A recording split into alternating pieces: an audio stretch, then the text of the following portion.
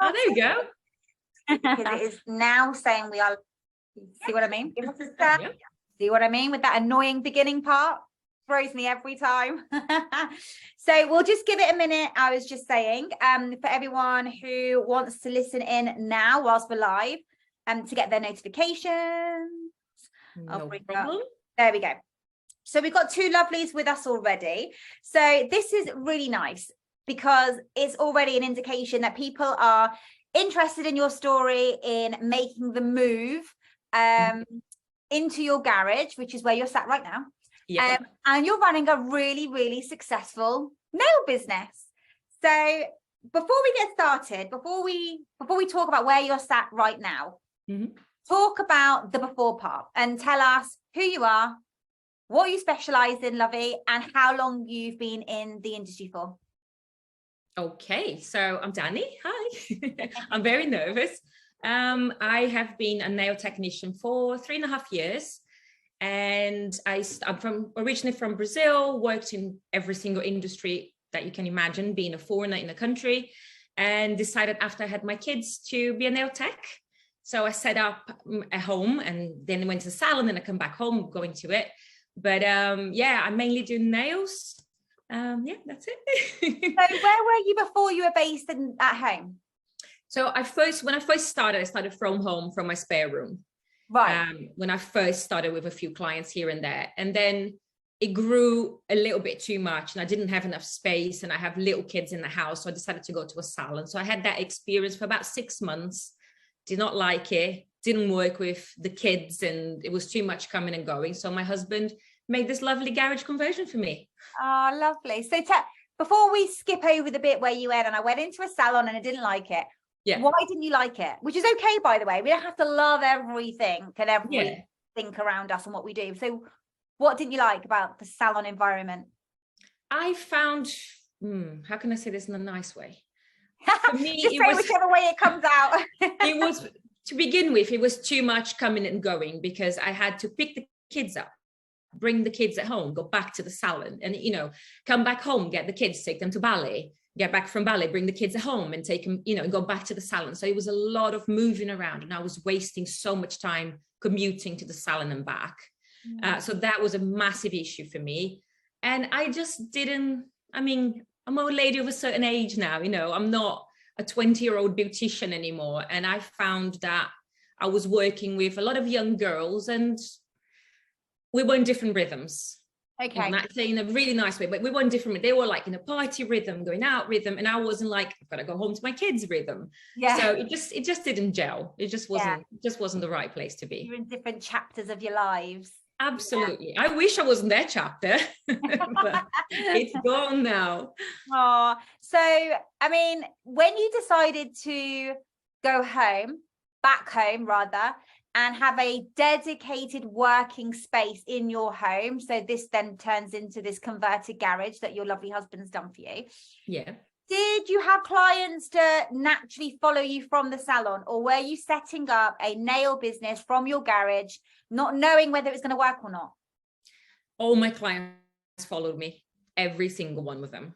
I think my clients, it's really funny because I built my client base working from home. So I started in a teeny tiny room, and then we took the dining room off the house. We just closed the dining room off, and it had an outside entrance. So my clients saw that journey. So when I went to the salon, I actually lost clients that liked the intimacy of being with me. So when I came back home, everyone came with me, and people came back, which was amazing. That's so good. And it just shows as well, doesn't it, that different clients have different requirements. Yeah. Some people don't want to go to someone's house. They feel like they're intruding, even though you've gone and created this designated space, and they're not walking through your lounge kind of thing. They don't get to see your bedroom. But some people just feel awkward about that. They prefer to go to the high street. And then you've got clients like yours that prefer the privacy, the intimacy. I have clients that come in their pajama bottoms, they put their Ugg boots on, they come after their kids go to bed, or after they had a really busy day in the office, they go home, have a shower and come with wet hair. And I think those people do not want to have to dress up to go to a salon, feel that pressure. And I had people as well that came to me when I was in the salon and said, been following you for over a year, did not want to go to your house. Now that you're in a salon, I came to you. So I had 2 people that said that. But funny enough, they followed me back home because they know me now. It got to that point where they trusted you. Yeah. And they liked your work, obviously. They got comfortable with me enough to come to my house, even though we do have this separation. I mean, the dog is a constant in the salon. He comes from the house to the salon and back in. But there is a degree of separation. I don't have the kids running around here. Isn't that really interesting what you've just said, Dani? You just said there was a lady who was following you for 1 year before she made the move. Like 1 year. And it's funny, isn't it? I really want to touch on that, because in the world that we're in now, in the online world that we're in now, which I think our industry over lots of others found the shift the hardest. The fact that we now have to rely on showing up on socials and creating content, whether it's content without our face, content with our face, we know when we show up more with our face, we're going to grow and scale a little bit faster because people get to know us on an emotional level as well. But the fact that someone has followed you, kept an eye on your content, or been interested in what you're doing on your socials for a year, like that is just so telling, that we think that when we get a new follower, wow, okay, you know, and some people, they go through that follower journey in different ways. I just thought that was really, really interesting, actually, that it took her that. It's funny because I had a client last week, actually, and she came just for Christmas nails. She's a nurse. She can't have her nails done the rest of the year. And she said to me, I've been following you for such a long time. I feel like I'm meeting a celebrity because I know your life. I've seen your children. I've seen your salon. I've seen your dog. I've seen all your work. I've seen you talk. And she's like, it's like meeting a celebrity that you see online and they go, oh my God, it's you, you know, even though I'm not a celebrity, but people are watching everything we're putting out there. People are watching. We think they're not, but they are. And actually, because I follow you as well, and I know that you are an account or a nail professional that is showing up. You know, we did all our training, the person behind the page, you know, the nails could be the best nails in the world. They could be the most beautifully sculpted nails in the world. But if that account is just every day putting a photo of a different hand on, or this could be the same hand, like as in like you have a specific model as a hand model, but a different color, it gets a little bit stale. They need to meet the person that's driving that business. Who is that person painting that, those amazing nails and that amazing nail art? And because you are so forthcoming with that, what you're actually doing is you're really fast tracking that client, that follower journey, which is probably why you get a good conversion into paying clients from just followers, which is amazing. Loving this chat, loving it. And I've got to say, I learned that from your courses, because I remember you saying about going live and people talking about the insecurities, how am I going to come across? And I hate my accent. I hate listening to myself talk because of my accent. So every time I go live, I'm like, ooh, my accent. And I had people write back to me and say, I love your accent. I watch your lives because of your accent. I was like, okay. So even if it's my insecurity, you never know, people might like it. So just do it. You have to. And I think that's really important to share that to anyone who's listening now that hasn't quite gone live or showing up yet through their face. I'll give you an example. That was me too. I mean, right back at Facebook days, before I'd even joined Instagram, and I had a manager called Steve, and lives became a thing, and it was really the trendy thing to do on Facebook. So I'm obviously talking a long time ago. And when live was a thing, I didn't want to go live. And it wasn't because of my lack of confidence, because I can go live anywhere now. But what I was procrastinating about was my lisp. And Steve said to me, I think you look really cute when you talk with a lisp. I was like, well, I'm not putting it on, Steve. I said, this is just my mouth. And I'd rather not have the lisp. And now I've pointed it out, you'll probably pick up on it now. But yeah, so we just have to, I know it's a really, really annoying saying. It's the most annoyingest saying, but I'm going to say it because everyone's heard it a million times already.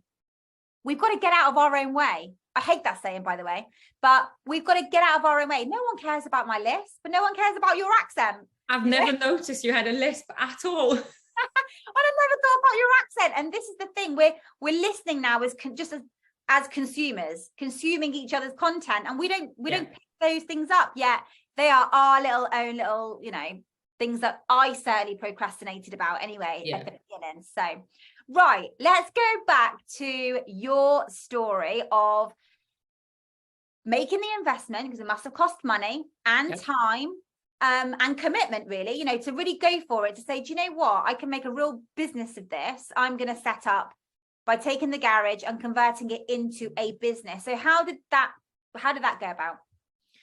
Well, I was always talking to my husband about it, saying I would love one day if we could convert the garage. And he was going about, it's a big investment, we're not going to do it. So I got a contractor to come and have a look at it, and he gave us a quote, and it was eye-watering. And then my husband said, you know what, I worked in construction when he was in his like 16, 17 with his dad. I'm going to give it a go.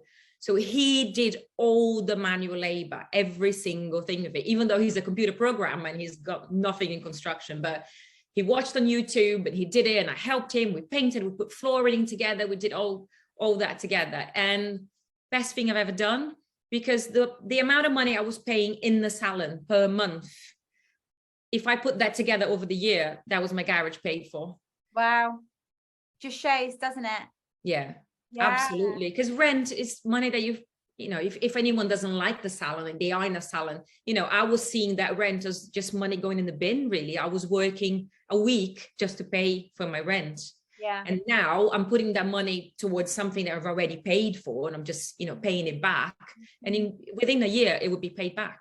So it's amazing. So tell us about, in fact, when we posted about this yesterday, which we do just to remind our members, you know, in this group that this live is coming. Someone had commented underneath and said, oh, I want to hear about the nosy neighbours. The neighbours. Yeah. So firstly, are you friends now with the neighbours? No, it's one neighbour. It's one neighbour, the problem. Okay. So one thing that I would say to anyone that wants to work from home is check your council guidelines. They will change. Every council is completely different, but different councils will ask for different licenses or planning permission or anything like that. And where I am is a bit of a grey area. So if you're working from home, the council normally doesn't touch you unless someone complains about you. And guess what happened to me? My lovely neighbor complained that there was too many comings and goings on the because I live in a cul-de-sac. Right. There's 4 houses in this cul-de-sac. So she, instead of knocking on my door and saying, hey, this is bothering me, like you think someone would do, she complained to the council. So I got a very snotty letter from the council saying that I was running an illegal nail bar from this address. I know it was a shock. It was about October, I think, and we're still ongoing with a bit of a legal battle with the council. So I got back to them to say that it wasn't an illegal nail bar. It was one person seeing 4 clients a day, working around the children. But I had to ask for planning permission. So I had to put in all the paperwork, hire a specialist, which cost quite a bit of money. But fingers crossed, by January, I'll have a decision. So anyone wants to work from home, check your council. So this neighbour of yours then, did she know that it was a nail business? She did, because when I've got a very nosy neighbor. I hope she's not in the group. Oh, she is. Good for her. But very, very, you know, the person that when you move in, they come and they want to see the house and what are you painting? What are you doing? And in delivery, she's looking. And we were outside and he was doing something in the garage. And she went, ooh, you guys are doing a lot of work, you know. And I said to her, oh, come and have a look. This is my workspace. Super proud. I came to, you know, we were putting the wallpaper on. So I was so proud. I was like, come and have a look. This is amazing. This is my work. And that's how she found out about it. Wow. Yeah. And this is the bit I'll try not to swear. There.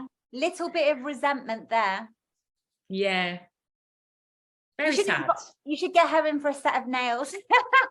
Get her on side. She could be like one of your biggest cheerleaders. She doesn't talk to me anymore. Oh, wow. Since it happened, we knocked on every single door and said, guys, we got a complaint. Was it you guys? What is going on? You know, trying to be nice with everyone. Everyone denied, but everyone has been really nice to us. And every time they see me, they go, Dani, how's it going? I hope it's okay. Do you want me to write a letter for the council? Since then, she doesn't even look at me anymore. So I know it was her. Right. So you can't, Right. So that's how you know who it is. That's how I know. Yeah. Because they said it wasn't them, but she can't even look at me. So have you not confronted her? Have you had the chat with her and she's like, I'm waiting for a decision from the council. Okay. Once if I get a good decision, I can never say that word, but in my favor, I will knock on her door and say, what's your problem? you know? Yeah. It's quite sad. I don't understand people's mentality when it comes, right, there's millions of people around the world, in our country, and yet we've got a very selective few in our street. And we have no control who that is. So at the very least, we want to get on with them, don't we? Because we're going to see them every day, whether we like it or not. So I don't know why she burned that bridge with you. That's a real shame. I wish she had knocked on my door and said, listen, this is bothering me. I would have said, cool, how can we fix this? You know, I like to think I'm a nice, approachable person. But clearly something, I don't know. Does she work? Out of interest, I'm just wondering. I'm just being nosy now. Yeah, they are a couple. They must be 50s, late 50s, early 60s. Work from home. So not old. It's not like they're in their 80s. They're bothered. There's a lot of activity in the cul-de-sac. They're just very sad, isn't it? So it kind of taints the whole experience a little bit because, but it is what it is. Okay, so you're still going through this thing with the council? I am, yeah. And when did it start? October. This year, yeah. Okay. So it's been a bit of a journey. Yeah. But in the meantime, I bet it's given you some conversations with your clients. Every single appointment. What's happening with the council? Every single appointment. So now I've got a little swear jar. If you say the C word, the council in here, you have to put 50p in. Oh, I love that. It'll be fine. It's just a formality. They've got to dot the I's, cross the T's, blah, blah. Yeah. We hired a town planner that works with the council here, and he said they're just doing it because she complained. They have to put the work in. It's going to be fine. So I'm not worrying about it because I can't control it. So leave it to the universe and we deal with it when we get there.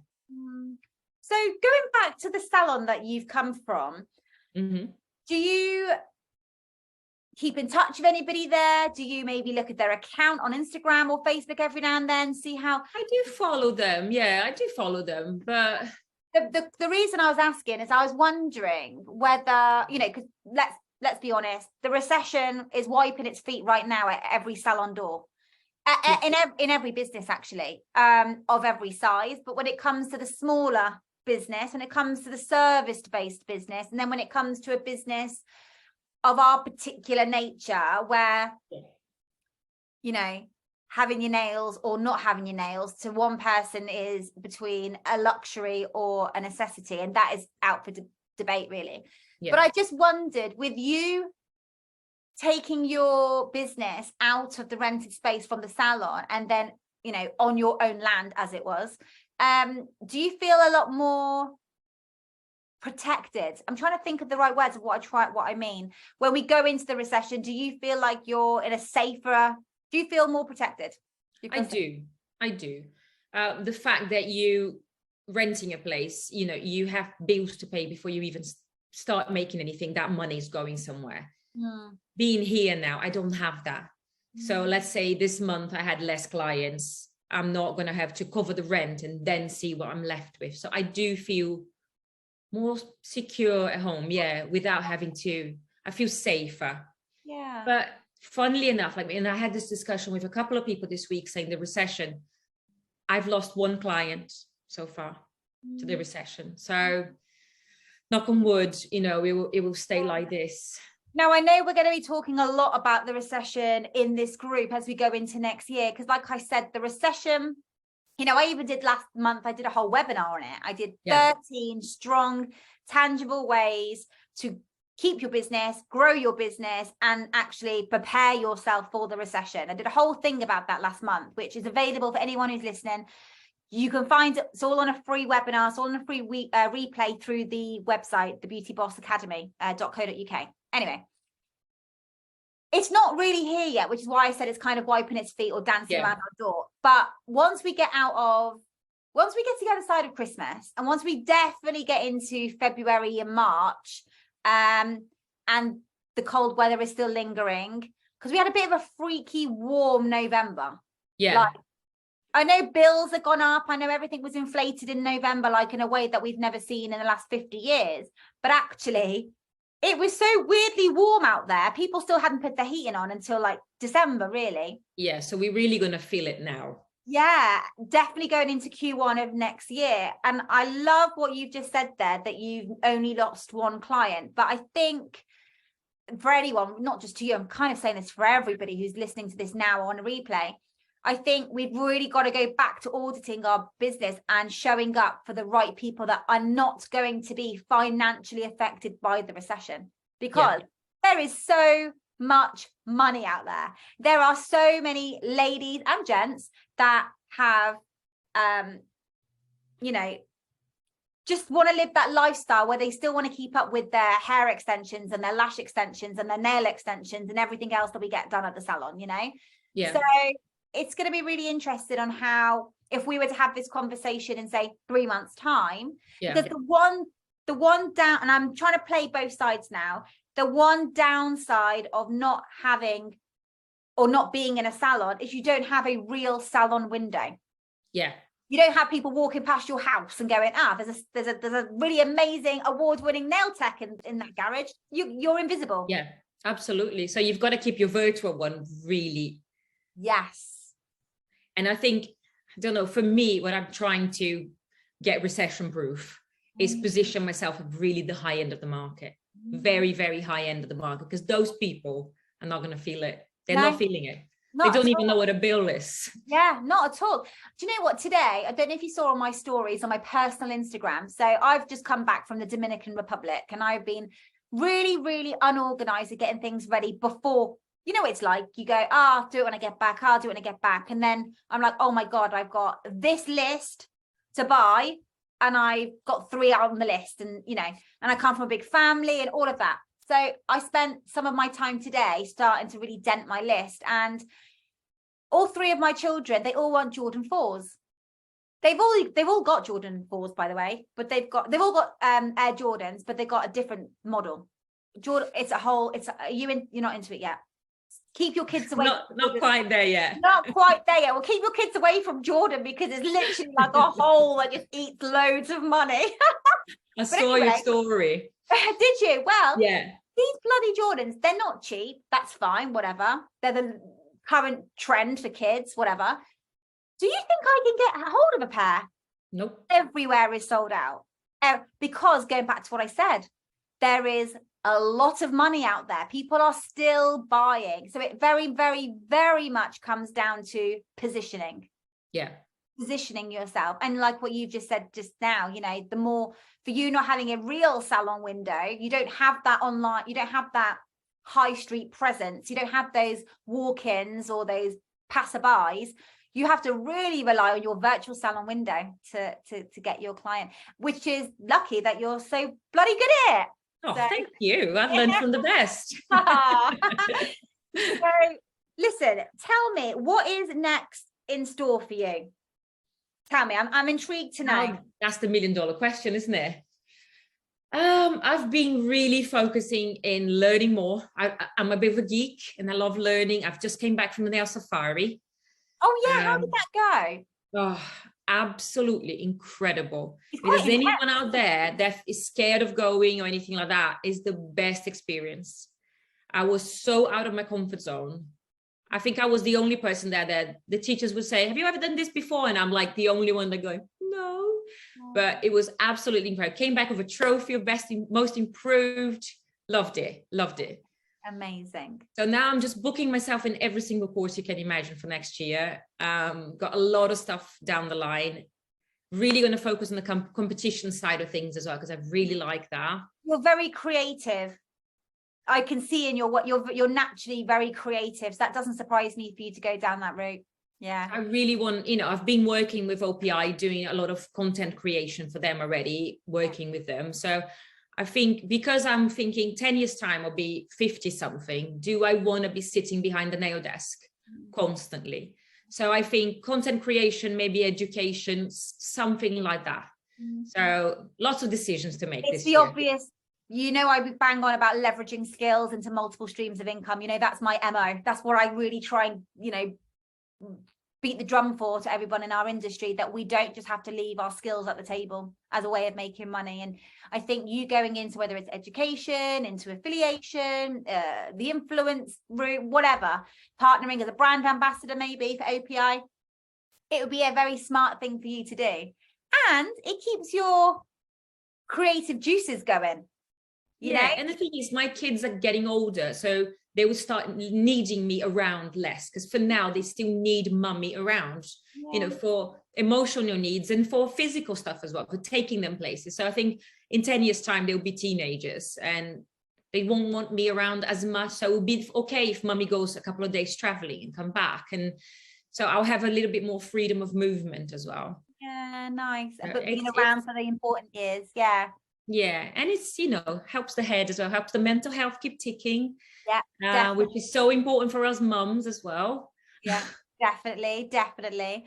Okay, so in regards to your decision then, from leaving Salon, spending a bit of money, even though you did it yourself, it was still money spent, right? It was still like an investment. It's still materials. Materials, labor, time is money, or taking yourself out of the diary, taking your husband away from his, technology projects or whatever. All of that. So are you glad that you did that? You made that decision? Are you happy with your? I'm over the moon. I love it. I love it here. It's my little haven, it's my little, lock the door, bye kids, bye house and everything. It is really good working from home, but it's when I came here and turned it on, it's like the advantage of working from home is I've just put the kids to bed and I'm here.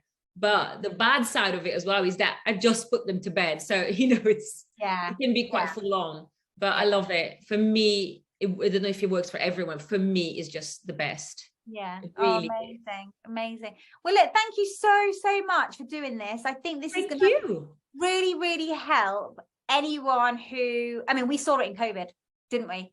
We saw people locking up their shops, handing their landlord back the keys, giving it a go at home, turning a spare room, working from their kitchen, converting a garage.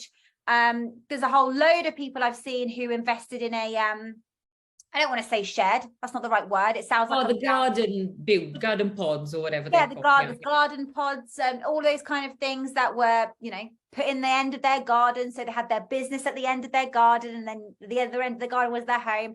There was a lot of that pivoting. There was a lot of that readjustments of going, okay, I need to be a bit smarter and think about, outgoings and all that kind of thing. So I think anyone who didn't do that because of COVID, but is maybe considering doing that because of the recession, I think this type of conversation is going to really support anyone who's kind of going, oh, I'm worried, what if it doesn't work out? And your amazing example of to do it. It is. If I would just give advice for anyone that wants to do it, you've got to be organized, because having your business inside your house can take over your life.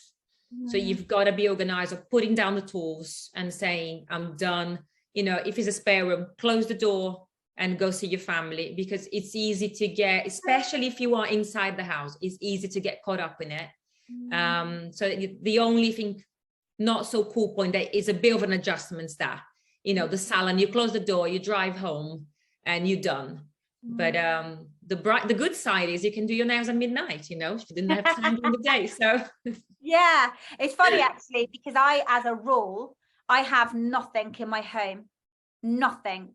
Obviously, we've got Privé, the family salon anyway, but of course with the creative beauty group as well, with all this product that we distribute from there. And I make an absolute rule. You won't even find a nail file in my house. And honestly, sometimes my mum will come round, or my friends, and they'll be having a coffee, and they'll go, oh, have you got a nail file quickly? I just got a little snag. And I'll be like, no. And they'll be like, you haven't got a nail file in your I'm like, no, this stuff does not need to come in here, because I've been part of my life for 20 odd years. For me, it's like, well, I would rather go to the salon and be that client and have my time.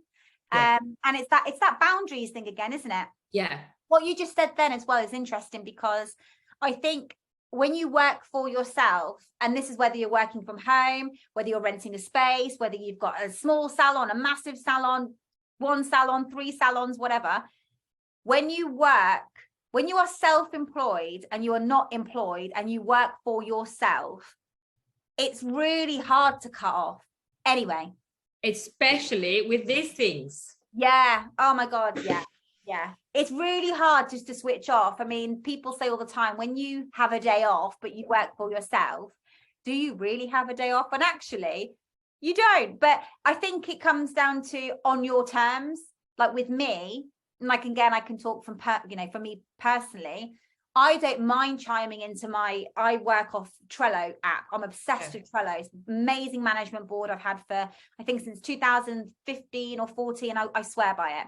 Oh, wow. But because it's on my terms, I'll have a little dip in and then I have a little dip out. And that's why I'm also okay to do a bit of work when I'm on holidays, because by setting your lifestyle up to be a certain way, at least I get the holidays, you know? Yeah.